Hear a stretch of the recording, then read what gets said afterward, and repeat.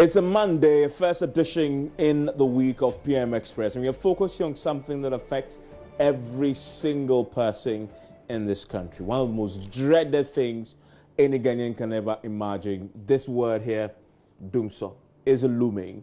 Well, last week there was a hint about a financial crisis at GRIDCO.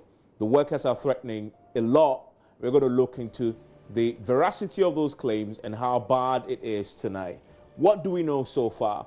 We know that the GRIDCO workers have in the last few days threatened a strike over ECG, NETCO and VACO debts that they say is crippling the ability to do business and the ability to maintain the lines to get you electricity in your homes and your offices and your industries as well.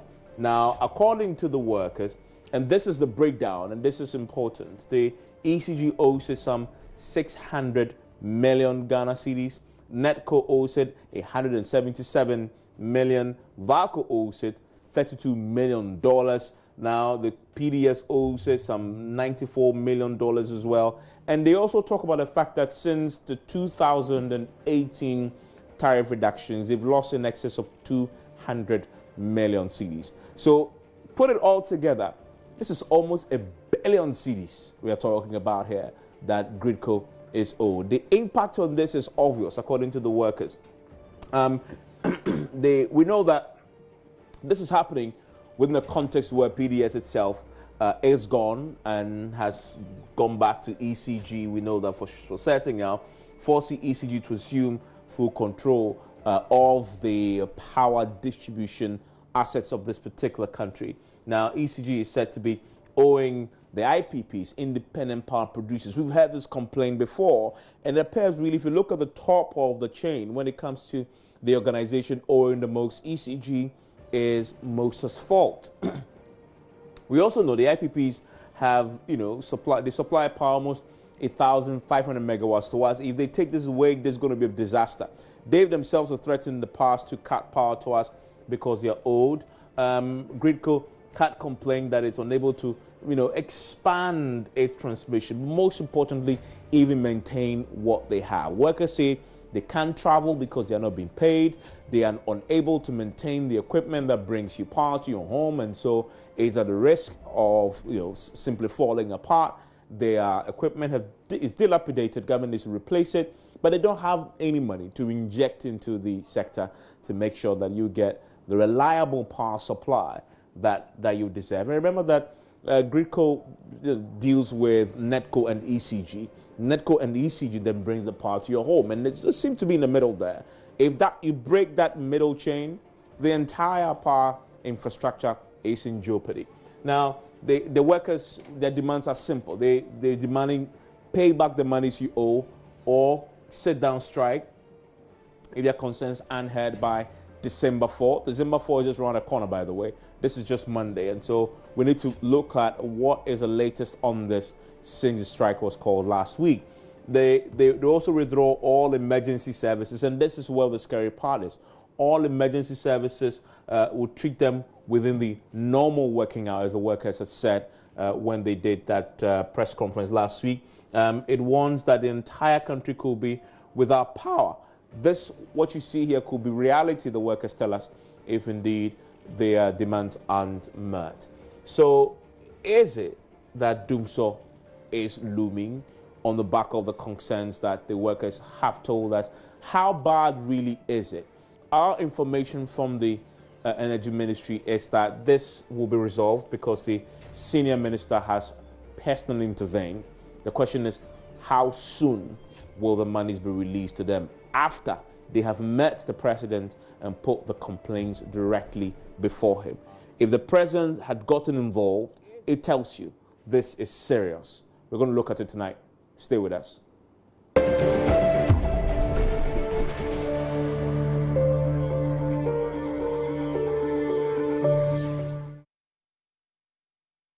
You're live on PM Express tonight. My guest in the studio is Kojo Poku. He's an energy analyst. Also with me is Ben Boache. He is executive director with the Africa Center for Energy Policy. Joining me via Skype right now is Raphael Connor. He's a national chairman of GRIDCO Senior Staff Association, and they disclosed a lot of the things that we are beginning to learn about GRIDCO at the press conference that they held last week. And you see him on Skype. I want to start with him because they are given an ultimatum, a December 4 ultimatum for government to address their concerns, as in pay up what they owe GRIDCO. Other than that, the series of actions, which have already begun, by the way, including the withdrawal of emergency services to fix, the equipment if it breaks down and there's a need for an emergency intervention. That won't happen because they claim that they can't do that anymore under the current circumstances. Let me bring him in now. Raphael, thank you for your time here on PM Express. Yeah. I'm grateful that you could join us. I just want to find out, has anything changed since your press conference last week?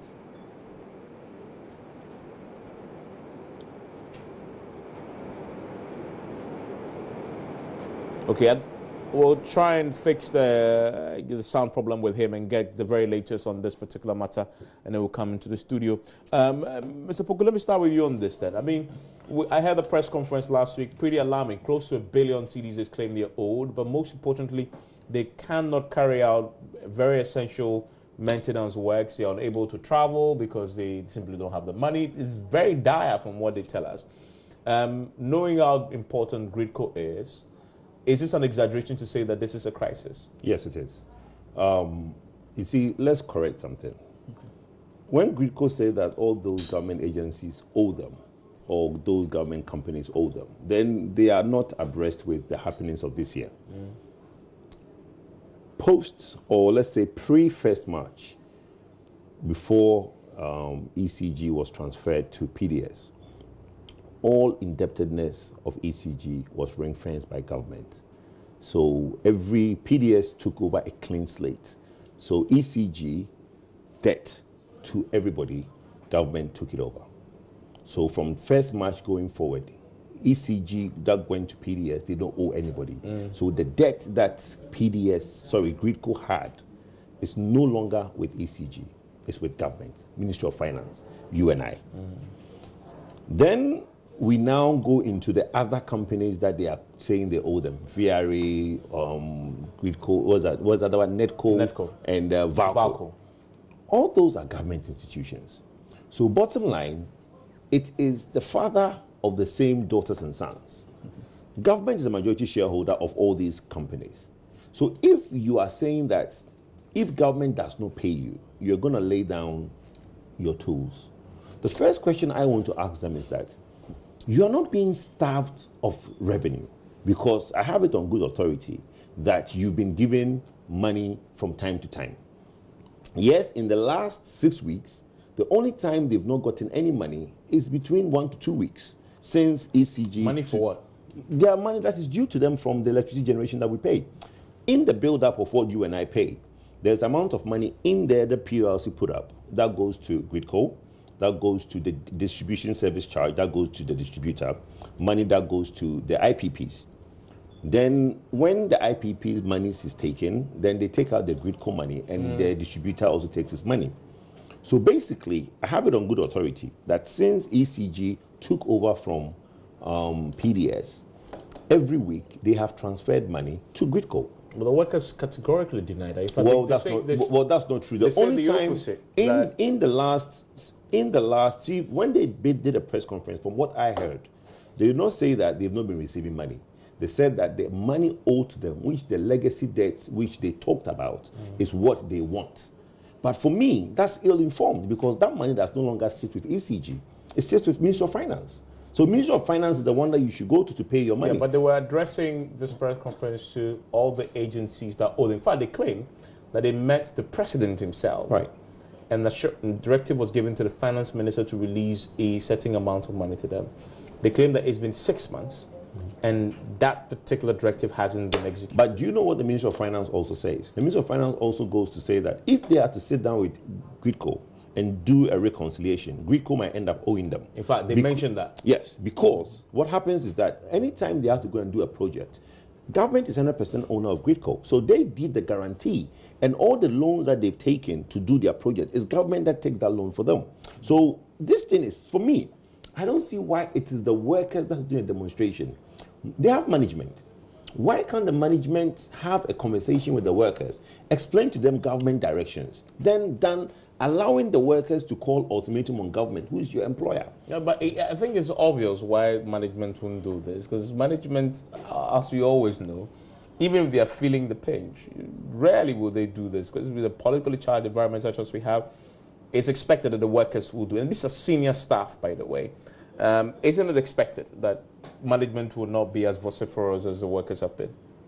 Yeah, I think workers can only be vociferous when there is government involved. I'm not sure Evans will wake up one day and go to the debtors of multimedia to pay multimedia because you're not being paid. It's not done, really. It's because government owns it and we are all citizens, and therefore if you're employed, you can just wake up and demand some of those payments be made. But of course, if we had a strong leadership and that can put the cards on the table for government, it wouldn't be for workers to now be threatening everybody, including you and I, who have already paid what is due GRIDCO. Because when we pay our bills, we don't withhold what belongs to GRIDCO and pay ECG, or withhold what belongs to VRA. We have fulfilled our part of the bargain. PURC approves a tariff with all those segments categorized. So if I pay a unit of electricity, it is assumed that each component is paid to whoever is due. But again, it comes back to the point Kojo was making. It's because it's government and the accounts are virtually now consolidated, and Ministry of Finance decide who requires payment, and therefore if there is urgent need to pay IPPs who are private, they tend to favor that settlement before they look at the government entity. But I think the bigger conversation really is to see how into the future we can avoid this kind of conversation and allow these institutions to run as businesses. If government decides to set up a business like we have in GRIDCO, then you must be prepared to apply the rules and ethics that goes with doing business, right? You set up a company to take up the transmission end of the value chain. You need to have the vehicle run like any corporate entity will run, so that you have appointed authorities who can act independently and engage on equal terms and measure with stakeholders in the value chain. So what this clearly shows is that leadership has failed to engage ECG and get their money, and therefore they are calling on a third party, the shareholder, to come and pay. It's also because the shareholder sometimes becomes a player, and taking the decisions that ordinarily should be taken by the players within the industry. And I think that is what we need to fix, into the long term. Else, workers' agitation will not stop because they are citizens and they are workers. They may not have the right within thinking of corporate governance to be the ones shouting. But if the bosses cannot shout and their jobs are threatened and they are citizens and they vote, then they can call on the shareholder who ultimately requires them to vote for to now step in. So these are the challenges we do have. But the debt situation is interesting, how now they are recalling, we've moved on. The power sector has moved on from some of those numbers, and they should know where to go for the money. If you go to ECG and say... So you say this is legacy debt? Legacy debt. You agree with Kojo that this is not new accumulated debt? No. No, but the workers categorically say this is new accumulated debt. There's a new one. Obviously, there will be debt. In fact, power is generated. There's something I'll interrogate a bit more before revenue is collected. So in that sector, there is no way you will not owe somebody. So, no, but the explanation is that it's since ECG took back control. In the last I think it was only in respect. It's only in respect of the fact that the payments are not as smooth as it was prior to the exit of PDS. But that is not to say that they owe that much between this short period of time. They've added all the legacy debt, from VACO, from Netco and all of that to arrive at that value. But again, how do we resolve these challenges into the future? And I think we need to step back and say that if you have such a power sector to clean up, set up the transparent vehicle, allow the sector to run itself and be as efficient as it can be, so that the sector can pay for itself. Kojo, is it your position that the workers really don't have a case? No, they don't. For me, look, if they understand, my point is this. They are making the point that they don't have money to do the basic things that they are being employed to do, which is not true. Really? Yes, it's not. Because you know this how? Let me tell you, let me give you the position. When PDS took over, from 1st March, there was a hold in the month of March because of the CP4 letter. Okay, because what happened was that there wasn't the tariff methodology put in place before the transfer to PDS. Ministry of Finance told them to hold on to all revenue generated in the month of March. That hold was lifted in April. So from April onwards, in the time when PDS was running, GRIDCO was always paid first before even the IPPs were paid. So GRIDCO were receiving timely transfers from PDS to GRIDCO, and they can't come and deny that. Okay, that's a fact. No, they admit that GRIDCO was doing timely payments. Well, no, PDS was doing. Sorry, yes, PDS were doing timely payments to them. Okay, so now that payment was happening.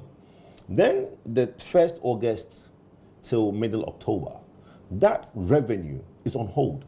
Why? Because during the suspension period, the monies were coming into PDS, but it was only being spent at the direction of both ECG and the Ministry of Finance, because that's when government suspended the PDS transaction. So from 1st August to middle of October, when the contract was terminated, the monies were still going into PDS account, but it was being spent under the direction of ECG and the Ministry of Finance. The account was changed back to ECG after the termination. The money sitting in PDS account from first or from the beginning till the time when it was terminated has not been transferred to ECG because there's a need to do a reconciliation. So the period of reconciliation is now making the money that sits in the suspension period from the 1st of August to the middle of October. That money is sitting there. So I can agree with GRIDCO, within that period, they were not getting any money. Which is how many? Which is, time lapse, we are talking about August, September, October. So you are talking about maybe six to 8 weeks. Okay. So they were not nobody got paid. The IPPs never got paid. Nobody got paid, and that money, as I speak to you now, is sitting in an account waiting for the reconciliation, and then after the reconciliation, it will be paid. But just when the accounts were converted to ECG and ECG started receiving money, they've been doing weekly payments to GRIDCO. Weekly payments? Weekly payments. Okay. And the only time that weekly payment... they are paying what they owe on a weekly basis? No, what is being due, not what they... Nobody is talking about what is owed. What is due. So this week, what is collected, what is due to GRIDCO, they pay them. Okay. Okay, so since they took over recently, they've been sending GRIDCO what is due to GRIDCO. Obviously, like I said, the legacy debt is with Ministry of Finance. There is this amount which is being contested, which is the amount which they said under PDS. But like I said, there is money sitting in an account which nobody can touch. There are a lot of contractors for ECG that are going through hell because GRA is going around shutting their offices because they've not been paid, and all because ECG doesn't have access to the money that is sitting there from the PDSC because of reconciliation. I want to bring in Raphael. He's a national chairman of the GRIDCO Senior Staff Association. We had a challenge with his line earlier. Let's see if we can hear me now. Raphael, can you hear me, sir? Hello, Raphael. Raphael, can you hear me, sir? I can hear you now. Great. Thank you very much for joining us. So, again, I was asking at the beginning, has there been any change since you last held the press conference last week? No, Ivan, nothing has. We can fix that line. You said nothing has changed? Exactly so. Nothing has changed. Okay. And so, but you wrote to the government, they haven't even called you for a meeting? No. Okay. And tell me something. I've just been listening to my guests in the studio say to me that it isn't true that you're not receiving payments. In fact, they say that you've been getting what you do from ECG. Is that the case? Ivan, I think that my good friend in the studio should be candid enough to say the truth. We are contesting the outstanding bill prior to the exit of PDS, which is 94 million. And we did state in our press conference that last week or so, 2 weeks, a check was issued and it has bounced. But he's not denying that fact as well. For us, we think that what we issued out is the truth and nothing but the truth. So ECG issues you a check, which has since bounced. Yes. Okay, and this obviously brought this to the attention of ECG. Well, I think the appropriate authorities have drawn the attention to it. And has it been rectified? Well, we are here to clarify from our finance people and see whether that check has been rewritten and maybe whether it has been cleared. Give me a proper sense of this particular challenge you talk of with the financial crisis, because Hello. All you are referring to is a legacy debt, correct?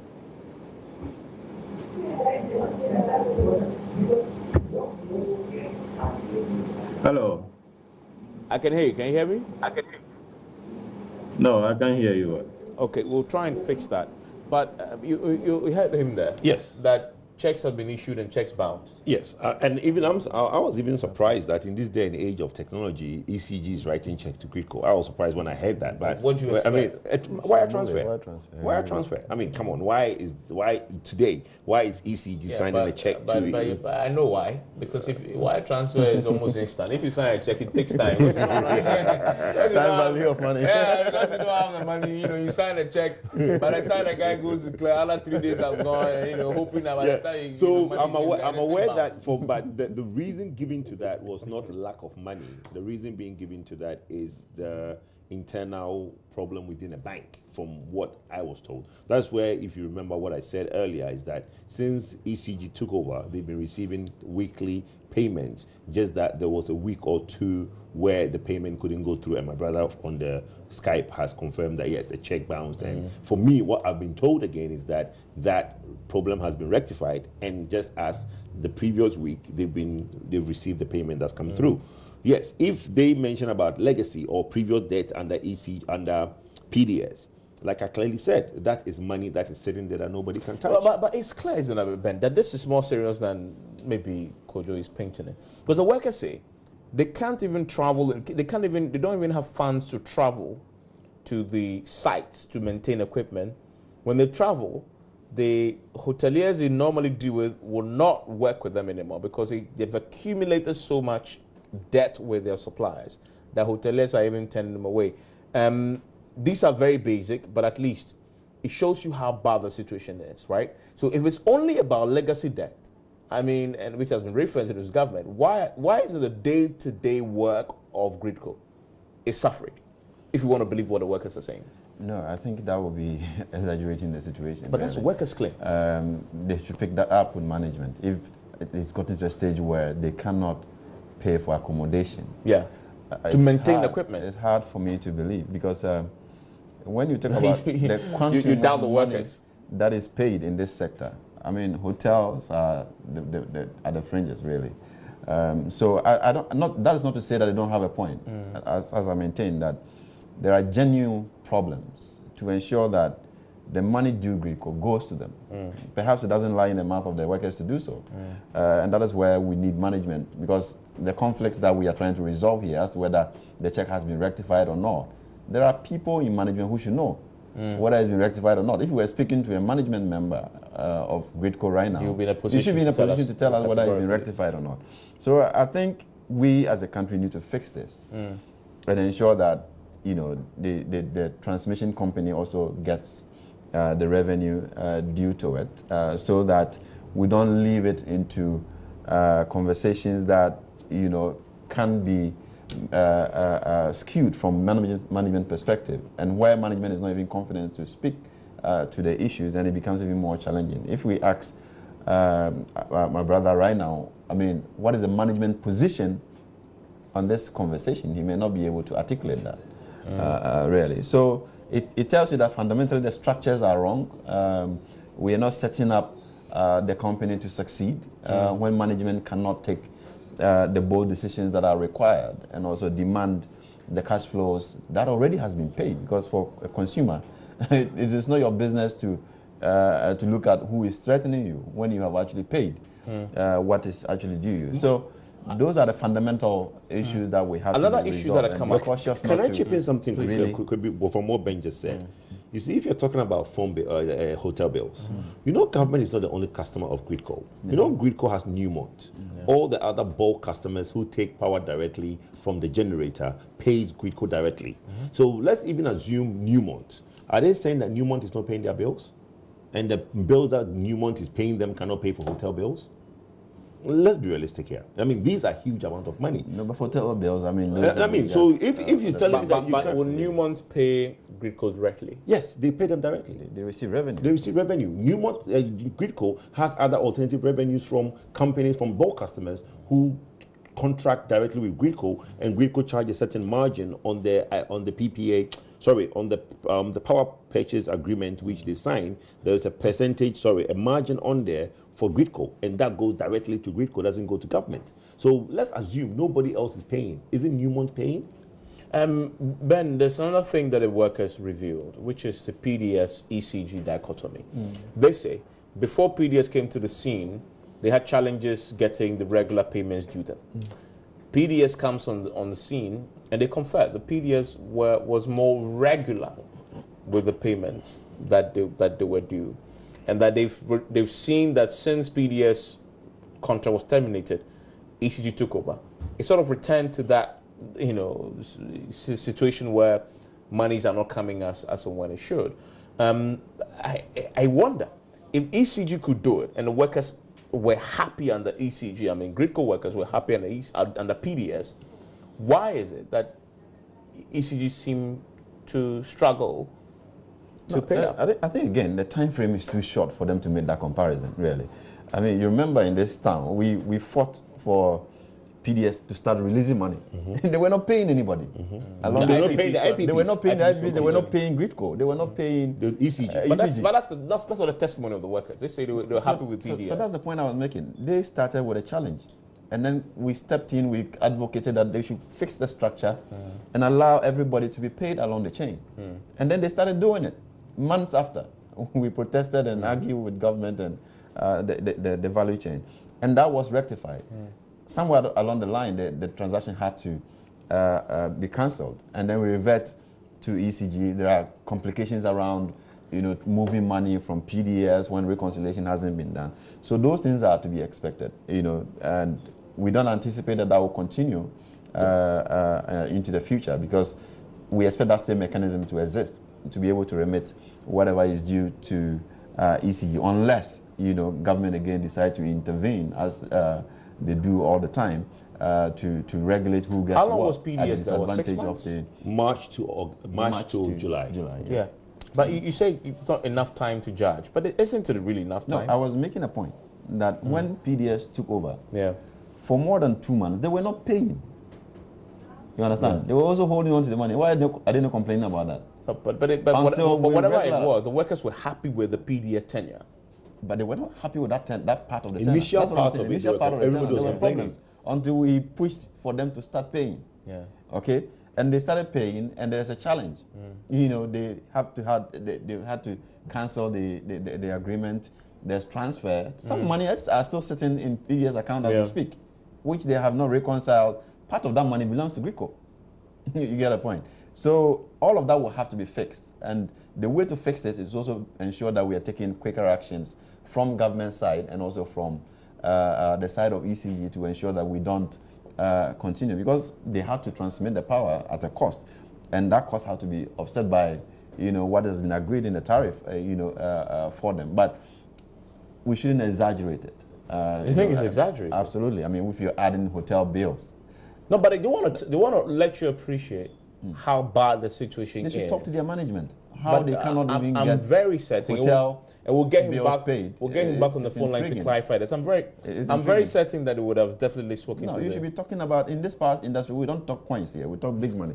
So you should be talking about. But if the coins is affecting $20 million equipment, $10 million. No, but you see, the point is that look, they are getting their salaries. They're not complaining about not getting salaries. There used to be a time when they were complaining about salaries. Well, but that's then.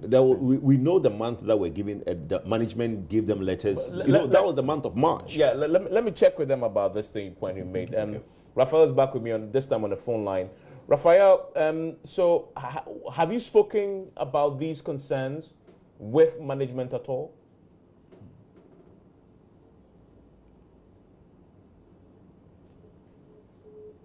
I think we lost him there. You're making a point. Yeah, in March, you remember there was a letter that circulated. The management gave them a notice that their salaries would be delayed. And management was very fair with them that, look, we're having challenges. And that's a result of the CP4 letter in March. So in March, nobody got paid. So it's no news. So what we are trying to say, and I mean, myself and Ben is saying the same thing. We are saying that there exists a problem. Government, Ministry of Finance needs to get their act together and make sure that some of these monies are paid when needed. Yes, they might have genuine complaint about changing of equipment, parts to do work and all that. If you're a company like GRIDCO and you feel that you are owed all the billions they talk of and you're not getting that money and you are now having to just live on salary alone and everything, you need to do a requisition, you need to go to Ministry of Finance, you think that as a company, proper corporate governance dictate that you have your own revenue, your own budget to do your own accounts and spend as you want. They're not able to do that. So there's some level of frustration. They can't innovate. They can't do other projects that the company wants to do. We agree with them. But they shouldn't. You see, the problem I have is that everybody wakes up and starts threatening that there will be doomsday. Meanwhile, nobody wants to go in doomsday. So why are you threatening that? Because they see the reality on the ground and they feel it's going to, if it's not fixed, it could lead there. But you cannot be more Catholic than the Pope. The government gets the bashing if the light goes off tomorrow. Yeah, but we sat in this country where governments slept on the job until it got so bad, the crisis hit us for 3 years. But you think government was not worried about it? I mean, but the government of the day was very. No, they were very. Whatever it is, we got to that point. Well, that's fine. But the approach, you could question the approach, but you cannot go to the fact that they were not worried. The NDC government at that time was very worried about what was going on, and a lot of things they did to resolve it. You can question it, but everybody at the helm of the affairs is worried when the nation goes into darkness because a lot why suffers. Is it that and this some of the minority guys in parliament have confirmed this, and the workers have confirmed that they're not investing as much in GRIDCOs replacement of equipment, etc., etc. Why is that? Because that is a real challenge. We're not investing in anything. That is not only with GRIDCO. I mean, look at our roads. We're not investing everywhere. Look at our roads. It's as if one side works and the other. But it appears that GRIDCO seem to have a more peculiar, more acute problem. Why is ECG's problem? Why are we giving ECG out for a concession? They are even worse. Don't you think our roads are more acute than in GRIDCO? So have you seen the potholes on the roads these days? No, but we're talking about roads. I mean, we know roads. Well, that's fine, but we're talking about power here.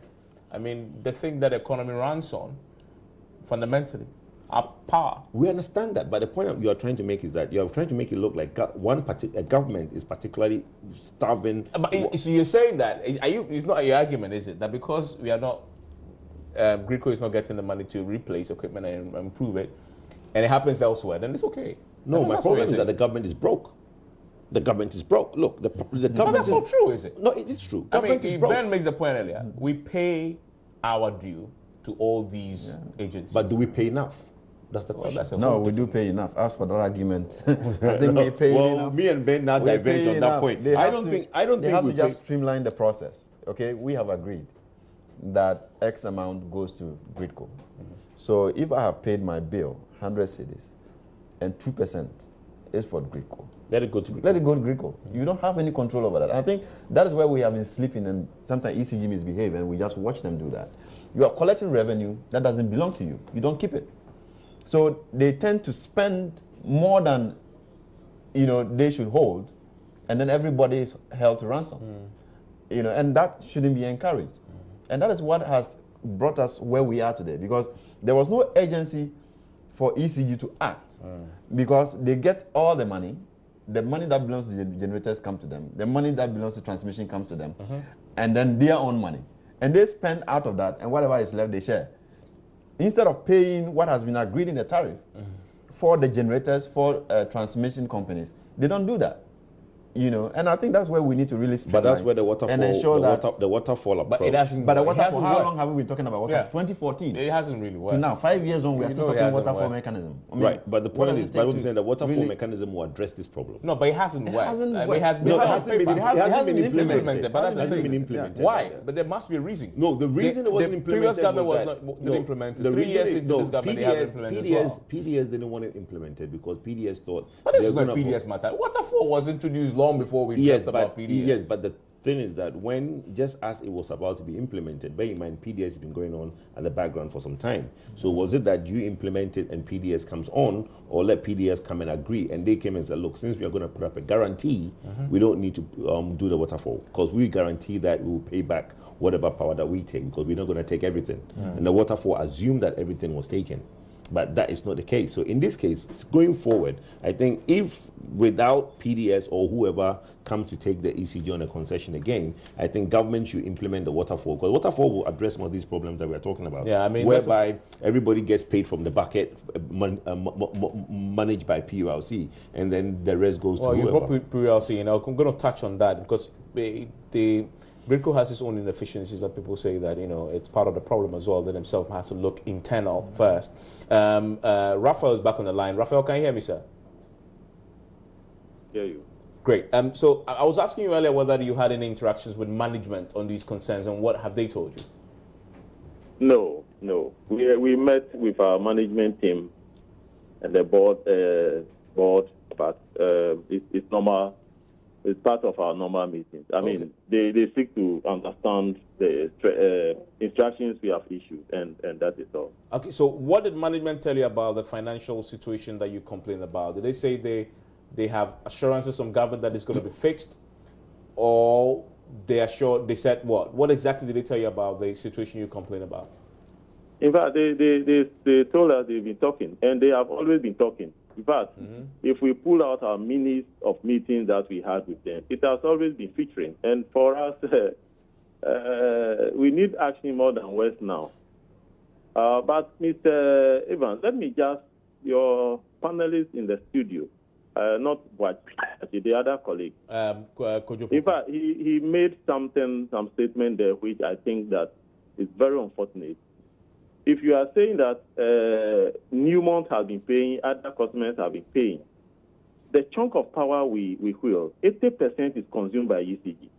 So it is saying that other customers are paying, so we should use that to pay only hotel bills, we should use it to service our loans, we should use it to buy spares, we should use it to do other things. Is that what he's saying? When 80% of your power is being consumed by ECG and they are not paying you regular, is that what he's saying? It's unfortunate. I think that we have to come to terms with the situation and deal with it, as Ben Boache is saying. If you collect our money, which tariffs have been set for, you have your tariff, we have our tariff. Collect and give it to us. I mean, that is simple. And I think we have to rework the system so that we do that. But it's unfortunate that he made that statement. The problem you refer to, the financial situation, you're referring solely to legacy debt, correct? Well, we itemize the legacy debt, and the debt that has been accrued after the exit or during the exiting of PDS. Yes, that is what we've itemized. So, in fact, we stated categorically that the legacy debt covers about 607 million, while the debt that has been accrued after the exit of PDS is 94 million. If that money has been paid to us, I don't think the situation will have been the way it is now. Okay, so you're saying that, I mean, PDS went out to the scene, what, was it last month? Was it October? October. So you're saying that in the last 4 weeks, let's say 5-6 weeks, they've accumulated 90 million. Yes, 94 million. In fact, you know, as we speak now, October bill will mature at the end of this month. So the 94 we put out there is as of September. Okay. Yes. Okay. In fact, we have a 30-day period of maturity of the debt. Yeah. So if October bill will mature at the end of this month. And you said that ECG hasn't paid anything since they took over? Well, what we are saying is that what they have been paying doesn't commensurate the billing we are giving them. Okay, if so you they are bill they are about paying 48 something. or 50 million, okay, and they give you about 6 or 7 million a week, are you being paid as is expected? That is what we are saying. And in some cases, the check you go is bounced, as I indicated. And very finally on this, when you speak to management, did they say that back to the conversation about what management has told you about the checks that have been bounced, etc. Has that been rectified? Come in again, I can't hear you. Has that been very rectified? well. The checks that have been bounced, has that been rectified? Do you know? Well, we are yet to find out. Okay. You laid out a series of actions that you plan to take, including withdrawal of emergency services. Eventually, you were saying that you withdraw services completely. Since you still haven't heard anything, I assume that today you are withdrawing your emergency services, correct? Yes, Ivan, it's in vogue. It's in vogue, okay. And you're continuing with this roadmap until the 4th of December? Yes, we are embarking on it. Okay. Maybe if tomorrow something drastic change, then we'll also review the situation and act accordingly. Okay.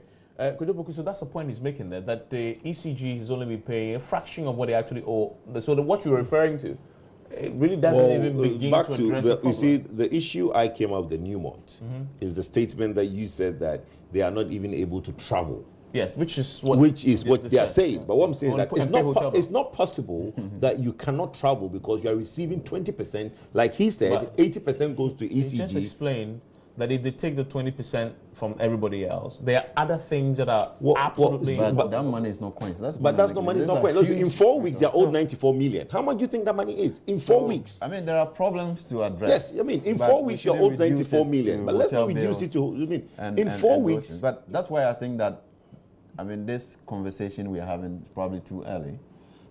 Just after the cancellation of the PDS deal. And whilst appreciating that there are problems to fix. And that's why we wanted PDS to come in, really, to fix the problem so that this cycle of non-payment would actually be a thing of the past. But if you have just a month into the cancellation, and you do know how cumbersome some of these interfaces are, if you know what is happening in the background, trying to move accounts. Even in our office, we sent a check to PDS, and they returned the check that we should write it in ECG's name. And it's happening to many other people. When PDS was taken over, also it's the same. People wrote check in the name of ECG, and they told them to rewrite the check in the name of PDS. So these kind of processes also derail the smooth payment of things. So they could have waited a little more, engaged the management to do the needful and follow up some of this, especially when it's been coming and one check has bounced. I mean, check bouncing is not a new phenomenon in this town. So we really need to give ourselves time and follow through the process, first of all, to ensure that a new arrangement will be institutionalized, to ensure that we don't return to those days of inefficiencies and all of that in ECG, but we can bring in the investment that is required to be able to retool the distribution sector and also ensure that we can streamline some of these payments into the long term. I think that's what is more. I'm going to take a quick break. When I return, I'll get my guests to talk a bit about PDS, by the way, because it was supposed to be the solution to the problem. The workers confirmed when PDS was there, they were happier with the payment that they were getting from PDS than they're getting from ECG. And so the workers agitate. But if they are happy with the PDS... Isn't that a bit ironic? Yeah. Now PDS is being given praise? Yeah. In fact, not only the GRIDCO workers, even the ECG workers union. It's an indictment on everybody who's been involved in the power sector. Who was absolutely excited about it. So, I mean, can we take a break now? Okay, I mean, so we can continue on this because that is a fascinating story by itself, is it not? I mean, in fact, I listened to Pooh in the heat of the confusion whether to cancel or not to cancel. They were also very excited with PDS. PDS was paying them on time. They're paying the bonuses. Same pool of revenue. PDS pays workers on time, pays bonuses, pays GRIDCO. Workers are all happy across board. ECG comes in, complaints start again. What is the problem? Well, ECG hasn't come in. Like Ben said earlier, let's give time for the transition to happen. It's cumbersome. Even when you try to locate a staff in ECG, nobody knows where the staff is working ECG now. has a reputation. No. It is Before it is trying the workers point is that before ECG came, they knew the situation. They've now had the opportunity to compare somebody else's record. Immediately ECG comes back, the previous situation is reversed. Look, we were part of the group that nobody wanted to go to Newco. Everybody was so happy with it took ECG. us ages to ages to be able to convince the staff to agree who are happy with the Newco. Are happy now. Yes. You remember the agitation, the strikes. They didn't want PDS. They were striking. They said, in fact, no, they didn't want a Newco. They didn't want a new company. Yeah, exactly. Right. But at best, they wanted to float it on the stock exchange. Let's buy shares. But okay, so we knew best. We, myself, Ben, and other Mr. Janto and other people coming, Imani and all that. Kofi Bento, we managed to convince them to go. And when they went, they were happy. So they should at least give us some credit that we know that some of these things will work for you. So when they are now coming back, they should give this system time to work for them. It is the same set. Let me tell you what, the amazing thing that happened, and I have this on good authority. When they moved to PDS consolidated all their accounts at Cowbank. Do you know what that did? It now increased their revenue. For nobody knows how and why. ECG had all these dotted accounts, so they were not able to now consolidate their revenues. Now, when they went back, when ECG was doing something like 120 million a week, now they are doing in the apps of 200 million a week. So the increment of revenue has also bolstered that whole good work that we are all talking about, that, they went to PDS and did a good job. Now they are all back, same people, nobody been sacked, under the clothing of ECG. We are hoping that they will continue in that same vein. The teething problem of reconciliation and moving things back is expected. Same way we had that problem in February, March, April, the same way we are going to have this in September, October, November, which is what we're having now. When all this thing goes on, and the help of Ministry of Finance working a bit faster to make sure this reconciliation thing is done, we'll go back to a much better system. Why not? If going forward, government feels that they need to take it back to a concessionaire, we'll learn from which we hope will happen. They should. We hope happens. Then we would have learned from the past and go to the new. But I don't think that the clothing is stigmatization. People are just stigmatized with the ECG thing that, ECG again. Now somebody like goes and say, we're back to ECG, my light is gone off. Yeah, but meanwhile, the PDS, the light went off anyway. But Ben, the bigger question is, this is just one part of the problem. That the entire energy sector is just saddled with billions and billions of dollars of debt. That is not sustainable. Absolutely. Somehow, it could collapse this economy. We've done many interventions, ESLA, and you go into it, and there's always a complaint that when we do the interventions, money's coming, we don't even use it for the purposes that, Can this even be solved? When do we get to a point where this thing all collapses on us? No, I think we've gotten to the point where we ask ourselves, can it be solved? And to that point where we have to be involved to fix it, including you. And everybody. Why has the previous interventions failed? It hasn't worked. We don't pay enough. We have to, absolutely not. We pay more than enough. We don't pay enough. It's just that it's poorly managed. There is a lot of waste that we are built with. As citizens, we have to be able to clean that waste. And if you check the power sector challenges, you add gas, capacity charges, excess capacity charges, you are in the region of $100 million every month on the books of government. That is almost equivalent to one Eastern Corridor road every month. And people are crying across the country for roads. Yeah. We cannot continue to pay that kind of money without paying for it, without the power sector actually generating the revenue that will be able to pay for it. So it's important that the roadmap that had been derailed, with the concession arrangement, we come back on track and ensure that we can invite private sector into the business and ensure that we can quickly fix the distribution sector. Because if we don't fix it, generators are not being paid, and they are not also paying for the gas. Government is the one that has guaranteed all those gas and power plants. They have to pay for them. The bad thing is that if power is not generated, the generator gets paid. The private company gets paid by government because government has guaranteed it. You and I sleep in darkness, and still our taxes are going to be used to pay those generators. The gas companies will also get paid even though gas hasn't been used to generate electricity. So it is such a wasteful enterprise that we need to fix almost immediately. And that's why I was saying that all of us have to come together to ensure that we fix this once and for all to save money for development. Other than that, all the money is going waste as we speak. Well, I mean, it's a headache, really. I mean, could you put your final thoughts on this? Well, I think that the tariff needs to be looked at seriously, because I believe that even if we go back into all you're saying is to increase the tariff. No, not necessarily. We need to look at how to make it more efficient, because even if we go back to another concessionaire, I believe that one of the major problems with the PDS not working was the tariff methodology that wasn't right. Okay, so if we don't look at it well, you just told us that PDS took over and tariff revenue increased over almost 100%. Yeah.